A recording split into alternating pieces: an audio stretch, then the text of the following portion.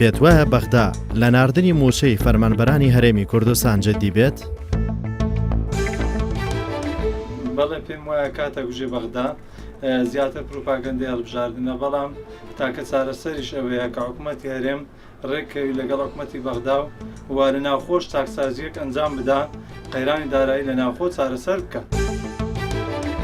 دەتوانم بڵێم نەخێر، هۆکارەکەشی بۆ ئەوە دەگەڕێتەوە، دەتوانین بڵێن تەنها یاریەکی سیاسیە لەو بینە دەکرێت. لە حکوومەتی عراقی دەیەوێت زیاتر حکوومەتی هەرێم لاواز بکە، ئەوەش کە کاتی خۆی دانی پێندراوەکەوە وەکو هەرێمێک هەموو بەشەکانی خۆی کە هەبی وەکو هەرێم، بەڵام ئەوەی ئێستا کە با بڵێ حکوومەتی عابادی کە ئەو یاریە سیاسی دەکەن تەنها لەبوو ئەوەیەکەوە بێوێتن حکوومەتی هەرێم لاواز بکاتن و ئەو هەرێماتیە نەهێڵی.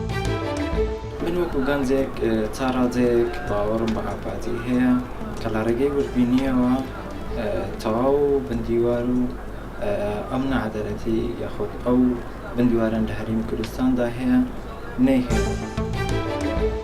من وەکو هاوڵاتیەکی کورد نەخێر بڕوام وانییە کە عابادی بێوێت مووچەی هەرێمی کوردستان دابین بکات و بینێرێت، تەنانەت سەرقاڵکردنی خەڵکانە بۆ باسی کە خسوێتە ناو خەڵکانەوە کە گوایە مووچە دەنێرێت.